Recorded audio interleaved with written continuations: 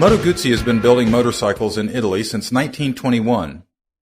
The brainchild of two Italian Air Force pilots and their mechanic, the factory near Lake Como has a long history of successful Grand Prix racing.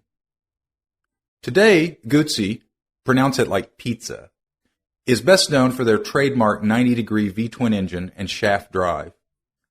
Unlike most American V-twins, the engine in a Moto Guzzi is mounted transversely. In other words, the crankshaft goes front to rear. Guzzis enjoy a loyal following in America, especially among long-distance riders. But through the years, various corporate owners and a spotty dealer network have kept the Italian Eagle at the fringe of the U.S. market. Today, the company is owned by Piaggio, the people that brought us the Vespa. But that infusion of cash hasn't diluted the spirit of Moto Guzzi, and all their bikes are still powered by the iconic V-twin connected to the rear wheel through a drive shaft. The engines currently available are 750, 1100, and 1200 cc displacement. This bike is the Moto Guzzi Norge 1200. They were released in late 2006, and the factory calls it their gran turismo bike for the 21st century. Norge is Italian for Norway, and it commemorates a 1928 bike that rode from Italy to Lapland, 4,000 miles. No mean feat for 1928. Today's Norge is a little more refined than that 1928 predecessor. Guzzi outfitted the Norge to compete with upper-end sport touring bikes, like BMW's R1200 RT and the Yamaha FJR 1300.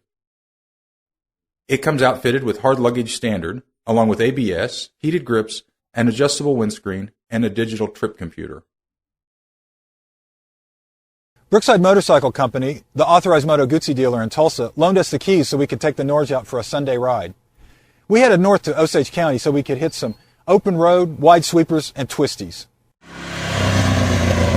The V-twin produces 95 horses at the crank. The motor is smooth down low, but emits some vibes at higher revs. On the dyno, it's putting out 50 foot-pounds of grunt at a mere 2,500 RPM. A dry clutch connects the power to a silky 6-speed gearbox. The shaft drive is housed in a single-sided swing arm. Once all this sets you in motion, you've got 320mm Brembos up front to slow you back down. Anti-lock brakes are standard. The ergonomics are good on the Norge. Wind protection is very good, although the heat on your legs is quite noticeable. Brad and I both found the stock seat very comfy. Controls are well placed, except the wacky up-down switches for the windshield. And the clutch and brake have a good direct feel. My one complaint with the cockpit was the placement of the instruments. They're too low for me. Checking your speed isn't just a glance away, it requires looking down. The gauges are also angled at your crotch, which makes seeing some of the digital wizardry on the LCD impossible. The ride was stiffer than I expected. Maybe that's the difference between touring and turismo, I don't know. It's worth mentioning we were riding solo. The rear suspension would probably be happier with loaded bags and a passenger. But frankly, I was expecting the Norge to be plush and squishy. It was actually quite taut and felt pretty darn agile for a bike with the suitcases hanging off the sides. The steering was very precise, far more sport than tour, in my opinion.